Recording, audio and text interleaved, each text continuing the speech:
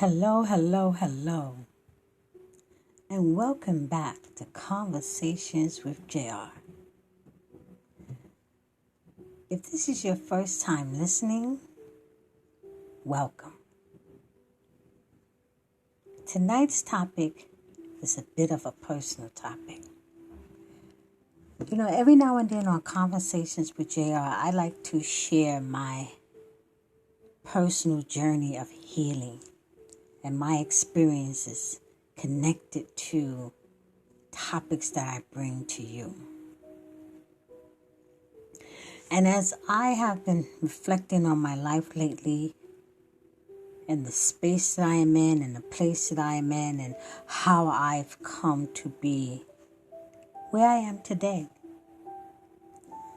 one thing that I am deeply grateful for during this healing process is being in the presence of peace, inner peace and out of peace. See, at my age, I didn't want to be alone. Never thought about being alone. I always thought that I would be married at this point or remarried and with a really good life partner. But it hasn't happened. So what I did was what I think a lot of people do when they're afraid of facing life alone. I spent years in and out of dysfunctional relationships and situationships because I was afraid that being alone, being without a man, would mean that something is wrong with me. And I did not want to be labeled one of those women who couldn't keep a man. As a result, I accepted demeaning treatment from relationships and friendships that only brought pain, drama, and suffering into my life. For most of my life, I felt that I wasn't good enough. So I just connected and latched on to anyone who showed me concern and told me that they loved me and would make me a part of their clique. So what I did was I tried to fix what people told me was wrong with me. And the more and more effort I put into changing to please others, it seems that they just can continue to point out my flaws. I believe in therapy, and I've been in therapy for trauma. And the first time my therapist asked me, what did I want?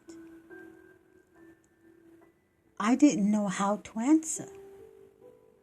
The truth be told, my life was a sum of feeling unloved, disconnected, and I was beaten down from being a people pleaser. I spent years allowing the voices of loneliness and the judgment of others to drive me into situations that burden my life deeper into emotional, mental, and physical depletion. And this went on and on and on until the day came when I had nothing to give. So I took action. Now, it's been a very, very long time through this process of understanding and through this process of healing. And I have gone through several different stages of therapy, and I've read a lot of self-help books, and I have done yoga and meditation, and I wrote 2 books that I published on my own about this. But within the last 4 years of my life, I would say from 2018, because now we are in 2021, That's when the real work began. And I truly start to understand why I remained locked in a pattern of self-sabotage and unloving intimate relationships and friendships. And I stayed attached to family members who was just self-centered. I detached myself from being an end to other people's means. And regardless how painful it was, I knew that I had to detach from dysfunctional situations in order to connect to self. And when I say detach, I mean completely. For some people, I had to completely sever all ties in order to dig deep and find myself. Now, when an individual like myself decides that enough is enough and being sick and tired isn't helping to solve anything, this is a defining moment. It was a defining moment of me discovering the truth of who was with me during this process and who was against me during my transformation. Now, during my isolation, my self-isolation, I discovered how to hear and trust my own voice. I learned that I deserved to live in a home where I didn't have to walk around eggshells and adjust to other people's moods and attitudes.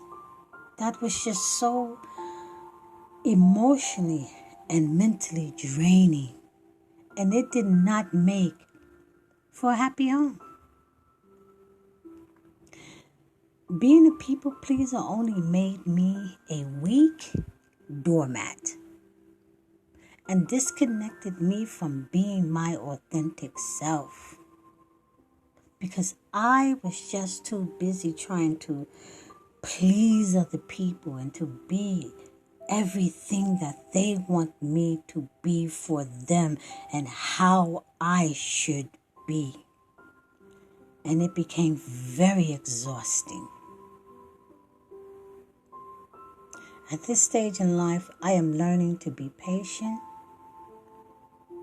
and to trust the process of peace, healing, and I am certainly enjoying being in the presence of my own company. I have learned to forgive myself. I have learned to have compassion for myself. I stop belittling myself and beating up on myself. I know that not having an intimate relationship doesn't mean that I am broken. It doesn't mean that something is wrong with me as a woman. I realize that not being in an intimate relationship isn't a punishment, and the universe is not out to punish me. This time of peace means that I can love on me. It means that I can give to myself all that I desired when I was in those dysfunctional relationships. I can give all to myself. Everything that I desire, I can give it to myself. That I really did not need a person to give me those things. And I have to learn that. Give it to me. Give it to myself. I understand that having a handful of faithful friends is better than being lost in a crowd of fake associates. I really truly learned that, and I don't meet everybody and call everybody my friend. And I don't share my home with everybody, and I don't bake break bread with everybody, and I don't latch on to people as fast as I used to. I take my time.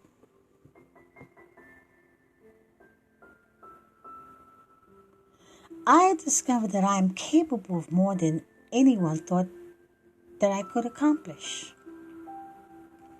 And during my time of isolation and deleting negative people from my presence, what happened was I cleared the way for building a better networking system that supports and works for me. And that gives my life balance. That brings value to me and my life vision.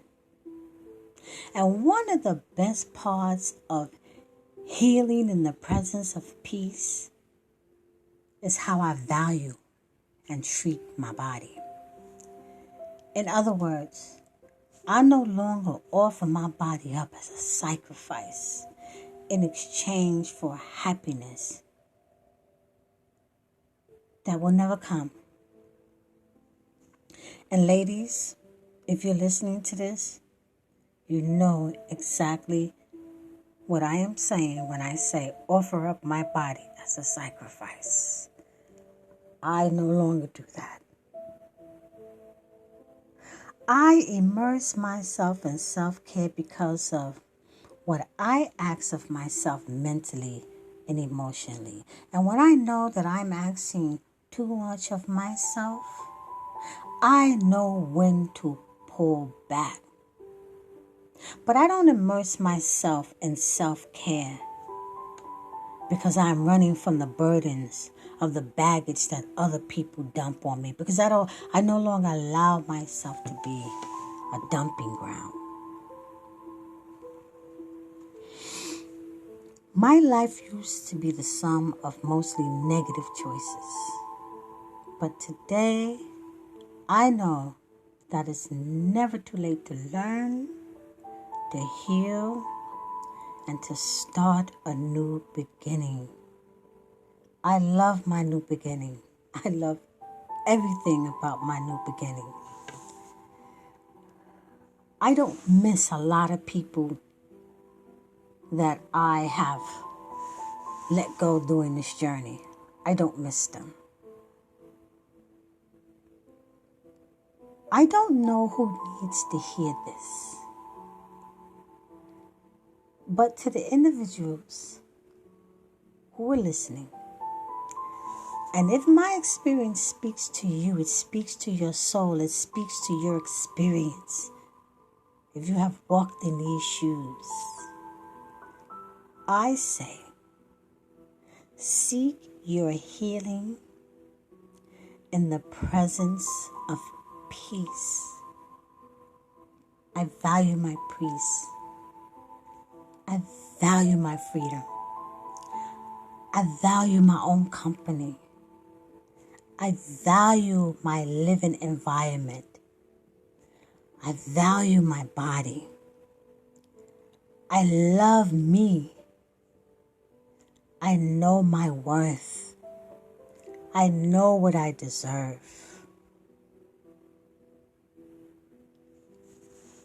This is Conversations with JR, and you know what my core values are. Conversations with JR is about empowering people, men and women, to look within and to connect with their authentic self and to heal from the dysfunction of emotional brokenness and to break cycles. I'm all about faith and hope and healing. I hope that you have enjoyed this conversation and that you will begin to have a conversation with yourself. In the meantime, join me, subscribe to my YouTube page, Conversations with JR. Click like, share. Thank you for listening.